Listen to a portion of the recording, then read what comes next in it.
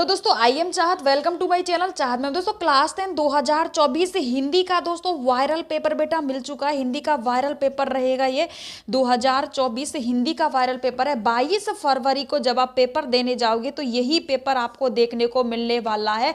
100% की दोस्तों ये गारंटी रहने वाली है, इसलिए आज से रट्टा लगा लो इस पेपर में, क्योंकि यही पेपर 22 फरवरी को आपको मिलने वाला है। बेटा पूरा जो पेपर रहेगा ये पूरा पेपर आप लोगों के लिए सॉल्व करवाने वाले। तो चलो वीडियो को स्टार्ट करते हैं। चैनल पर पहली बार विजिट करो, सब्सक्राइब जरूर कर लीजिएगा, क्योंकि हर एक वायरल पेपर आपको मिलता रहेगा। इसमें आपका ए सेक्शन रहेगा, यानी कि इसमें बहुविकल्पी क्वेश्चंस आपसे पूछे जाएंगे। टोटल आपके 12 क्वेश्चन यहाँ पर रहने वाले। तो फर्स्ट जो हमारा क्वेश्चन रहेगा, पंडिताइन शब्द में प्रयुक्त प्रत्यय है, तो आपको बताना है कि पंडिताइन जो शब्द है उसमें प्रयुक्त प्रत्यय कौन सा है। तो इसका आंसर हमारा हो जाएगा आइन प्रत्यय, यहां पर आ जाएगा बी ऑप्शन राइट आंसर आपका रहेगा। यहां पर कौन सा प्रत्यय रहेगा? आइन प्रत्यय रहेगा। ठीक है, अगला क्वेश्चन हमारा, स्वच्छ शब्द का सही संधि विच्छेद क्या है। तो देखो स्वच्छ शब्द का सही संधि विच्छेद अगर हम करेंगे तो हमारा स्वच्छ शब्द का सही संधि विच्छेद डी ऑप्शन यहां पर हो जाएगा। सु प्लस अक्ष, ये क्या हो जाएगा? स्वच्छ शब्द का ये सही संधि विच्छेद आपका हो जाएगा। ठीक है, अगला क्वेश्चन है, भ्रमर गीत की भाषा है, तो आपको बताना भ्रमर जो गीत है किस भाषा में लिया गया है। ठीक है, तो ये आपको बताना ब्रज भाषा से लिया गया है। भ्रमर जो गीत है ये ब्रज भाषा में है। ठीक है, तो ब्रज भाषा यहां पर आपका दोस्तों आंसर हो जाएगा। ठीक है, अगला क्वेश्चन है, अट नहीं रही कविता में किसकी आभा का वर्णन किया गया है। ठीक है, तो ये कविता किसकी है और किसकी आभा का वर्णन किया गया है? तो इसमें फागुन की आभा का वर्णन किया गया है। ठीक है, फागुन के आपका यहां पर रह जाएगा। अगला क्वेश्चन है, जयशंकर प्रसाद का जन्म हुआ था, तो जयशंकर प्रसाद जी का जो जन्म हुआ था वो कहां पर हुआ था? वाणीसर में जयशंकर प्रसाद जी का जन्म हुआ, ये आपको नोट कर लेना है। अगला क्वेश्चन है, शिव धनुष तोड़ने वाले को परशुराम ने किसके समान अपना शत्रु माना? जब शिव धनुष तोड़ा गया था तो उस समय परशुराम जी ने उसको किसके समान अपना शत्रु माना? तो शस्त्र बाहु के समान अपना शत्रु माना गया था। ठीक है, अगला क्वेश्चन है, नगर के मुख्य बाजार से मुख्य चौराहे पर किसकी प्रतिमा लगी थी? तो नेताजी सुभाष चंद्र बोस की लगी थी। किसकी लगी थी? नेताजी सुभाष चंद्र बोस की यहां पर क्या लगी थी? प्रतिमा लगी थी। अगला क्वेश्चन दोस्तों आपका यहां पर रह जाएगा। दोस्तों इस वीडियो में हर एक क्वेश्चन को अच्छे से नोट कर लेना, क्योंकि ये 70 नंबर पक्का आपका वीडियो रहने वाला। बहुत ही ज्यादा वायरल पेपर ये आप लोगों के लिए रहने वाला। ठीक है, अगला क्वेश्चन हो जाएगा, यही सच है कहानी संग्रह के लेखक है। तो ये आपको बताना यही सच है, ये कहानी जो थी इसके संग्रह के लेखक कौन है, यानी कि इस कहानी के रचयिता कौन है वो आपको यहां पर बता देना है। तो कौन थे? यशपाल सिंह है, यतेंद्र मिश्र है या मन्नू भंडारी? तो देखो यही सच है कि जो लेखक है मन्नू भंडारी इस कविता के यहाँ पर लेखक हैं। अगला क्वेश्चन है, लखनवी अंदाज लेखक के माध्यम से कवि ने किस पर व्यंग्य किया? तो देखो लखनवी जो अंदाज है कि लेखक के माध्यम से किस पर कवि ने व्यंग्य किया है? कवियों पर व्यंग्य किया है या फिर नई कहानी के लेखकों पर व्यंग्य किया है, नवाबों पर व्यंग्य किया है, स्वयं पर व्यंग्य किया है? तो इस पे कविता के माध्यम से नवाबों पर यहाँ पर व्यंग्य किया गया है। ठीक है, अगला क्वेश्चन है, मानव संस्कृति है तो विभाज्य है, अविभाज्य है, विनाशकारी या प्रलयकारी? तो मानव की जो संस्कृति है वो अविभाज्य है। कैसी है? अविभाज्य है मानव की संस्कृति। अगला क्वेश्चन आपका हो जाएगा, मेहनत कसा बादशाहों का शहर कहा जाता है। तो मेहनत कसा बादशाहों का जो शहर है वो गोतक को कहा जाता है। क्या कहा जाता है? ए ऑप्शन आपका यहाँ पर राइट हो जाएगा। अगला क्वेश्चन है, पिताजी तारकेश्वर को प्यार से कहकर बुलाते थे। तो पिताजी तारकेश्वर को प्यार से क्या कहकर बुलाते थे? नेमिनाथ कहकर बुलाते थे, भोलानाथ कहकर बुलाते थे, या वैद्यनाथ या सोमनाथ? तो तारकेश्वर के जो पिताजी थे उनको प्यार से भोलेनाथ कहकर बुलाते थे। क्या कहते थे? भोलानाथ कहकर उनको बुलाते थे। ठीक है, अगला क्वेश्चन यहाँ पर आपको रेगिस्तानों की पूर्ति करवाएगा। अब मेरी एक बात थोड़ा ध्यान से समझ लीजिएगा, थोड़ा ध्यान से सुन लीजिएगा। जैसे आपको एक क्वेश्चन आया तो आपको वैसे अपने बोर्ड एग्जाम की कॉपी में इसी तरीके से हेडिंग डालनी, जैसे यहाँ पर डली हुई है रेगिस्तानों की पूर्ति, इस तरीके से। फिर आपको जैसे अब ऐसा नहीं करना बोर्ड एग्जाम की कॉपी में, जैसे इसका आंसर कुछ अकर्मक रहने वाला तो आपने ऐसे कर दिया फर्स्ट में अकर्मक है, ऐसा नहीं करना। ये पूरा आपको लिखना है, फिर डॉट डॉट करके यहाँ अकर्मक लिखना है, फिर इस तरीके से ये ब्लू पेन से लिखना है, आंसर ब्लैक पेन से आपको लिखना है। अब उनका सबका आंसर करवाने वाले। ठीक है, जिस क्रिया में दो कर्म प्रयुक्त होते उसे खालिस्तान क्रिया कहते। क्या कहते हैं? देखो जिस क्रिया में क्या हो रहे हैं, दो कर्म प्रयुक्त होते। ठीक है, जिस क्रिया में दो कर्म प्रयुक्त होते तो उस क्रिया को हम क्या कहेंगे? द्विकर्मक कहेंगे। क्या कहेंगे? द्विकर्मक। क्यों कह रहे? क्योंकि इस क्रिया में कितने कर्म हैं? दो कर्म यहां पर हैं, तो इसलिए इस क्रिया को हम द्विकर्मक कहेंगे। अगला है, विनाशकारी शब्द को ही खालिस्तान कहते हैं। ठीक है, तो विनाशकारी शब्द को क्या कहते हैं? अवयव कहते हैं। क्या कहते हैं? अवयव कहते हैं।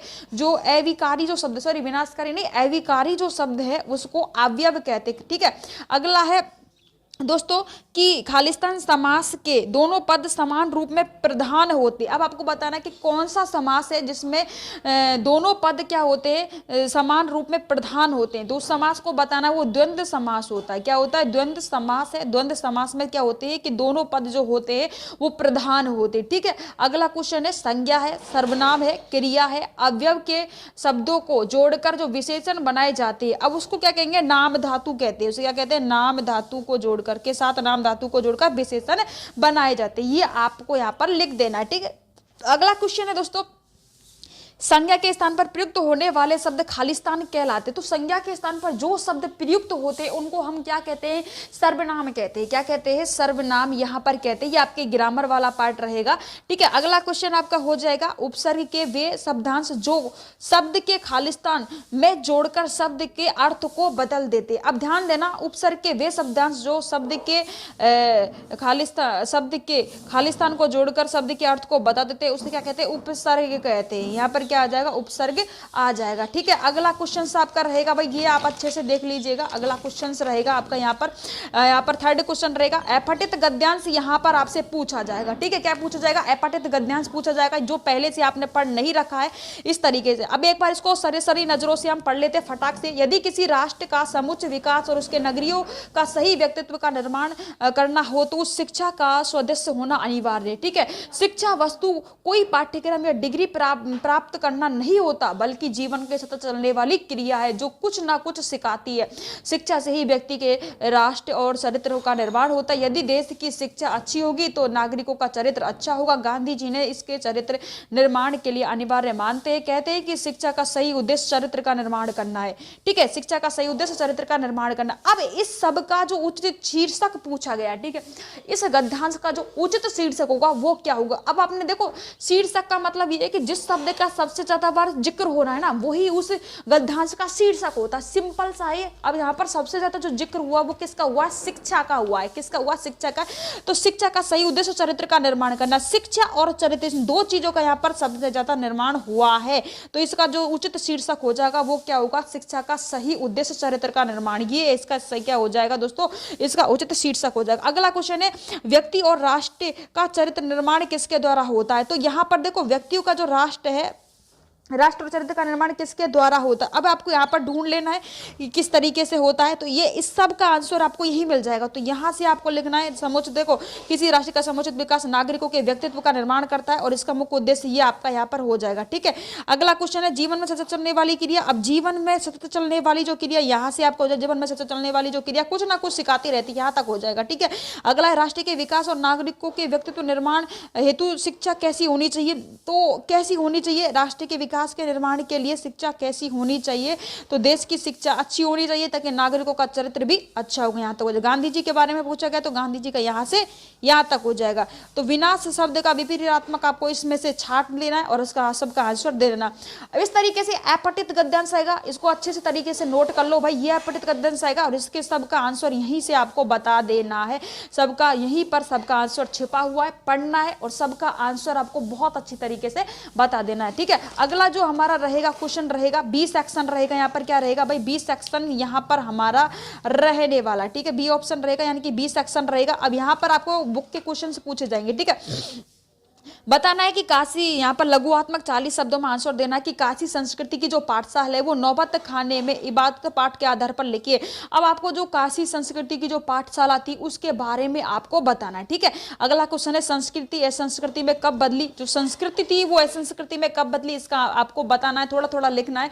संगतकार कवि का मूल भाव था, तो इसके मूल भाव का आपको यहाँ पर वर्णन करना। हर एक क्वेश्चन इंपॉर्टेंट है, नोट करते चलना। ठीक है, आत्मकथा कविता ने किन किन बिंबों पर लेखन किया गया? तो आत्मकथा कविता में काफी बिंब है, उन सब का आपको लेखन कर देना। ठीक है, अब लेखक के की ही सारा विस्फोटक का प्रत्यक्ष देखकर कैसा अनुभव हुआ? तो ये सारे जो क्वेश्चन है भाई बहुत ज्यादा इंपॉर्टेंट है। आंख भर आना मतलब अत्यधिक प्रेम आ जाना, इस मुहावरे का अर्थ क्या हो जाएगा? अत्यधिक प्रेम भर आना, तो आंख भर आना, प्रेम झलक जाना। ठीक है, अगला आपका सी सेक्शन आएगा। यहाँ पर आपको पठित गद्यांश दिया गया। ठीक है, पठित गद्यांश दिया। अब इसको एक बार पढ़ लेते हैं कि बार बार सोचते हैं क्या होगा, उस कौम का जो देश के खातिर गृह गृहस्थी जीवन जवानी और जिंदगी भर सब होम करने वालों पर हंसती है और उसके लिए बिकने वाले मौन ढूंढते दुखी हो जाएंगे, पर 15 दिन बाद उसी कस्बे से फिर गुजरेंगे। कस्बे में घूमने से पहले ख्याल आया था कि कस्बे के हृदय स्थली ये सुभाष की प्रतिमा अवश्य प्रतिष्ठा होगी, लेकिन सुभाष की आंखों पर चश्मा नहीं होगा। मास्टर जी का बनाना भूल गए और कैप्टन मर गया। अब यह वहां कहाँ रोक भी नहीं पाएंगे और पान भी नहीं खा पाएंगे, इस मूर्ति की तरफ देखें भी नहीं। तो देखो लेखक दुखी क्यों हो गया था, अब इसको आंसर आपको देना। लेखक दुखी इसलिए हो गया था कि उस जिस कस्बे में वे रहते थे ना, ठीक है, वहां सुभाष चंद्र जो जब वो कस्बे से गुजरते थे तो उन्होंने देखा कि जो उनकी जो हृदय स्थली थी, सुभाष चंद्र नेताजी की जो तस्वीर थी, मूर्ति थी, उस पर आंखों पर चश्मा नहीं था और चश्मे बनाने क्योंकि मास्टर जी तो बनाना भूल गए थे और कैप्टन मर गया था, तो इसलिए वो सबसे ज्यादा दुखी थे। अब यहाँ पर बता देना आपको, हवलदार साहब ने कितने दिनों बाद कस्बे से गुजरते थे, तो हवलदार जो साहब थे वो 15 दिन बाद उसी कस्बे से गुजरते। इसका आंसर आपको ये दे देना। सुभाष चंद्र की जो मूर्ति की आंखों पर चश्मा क्यों नहीं था, क्योंकि मास्टर जी चश्मा बनाना भूल गए थे, ठीक है। लेखक आज वहां रुकना क्यों नहीं चाहता था, देखो लेखक आज वहां रुकना इसलिए नहीं चाहता था क्योंकि भाई की जो सुभाष चंद्र नेताजी की जो तस्वीर थी उसकी आंखों पर चश्मे नहीं थे, और उनकी जो कैप्टन था मास्टर जी बनाना भूल गए, कैप्टन मर गया था और वहां नहीं रुकना चाहते थे क्योंकि पान भी नहीं खाएंगे और मूर्ति की तरफ देखेंगे भी नहीं, ये सब उनका कारण रहने वाला था। तो ये तो आपने पढ़ रखा है पार्ट और आप इसका आंसर तो जी वैसे आप दे दोगे, ठीक है, या फिर आपको अथवा में यहाँ पर दूसरा मिल जाएगा, ठीक है।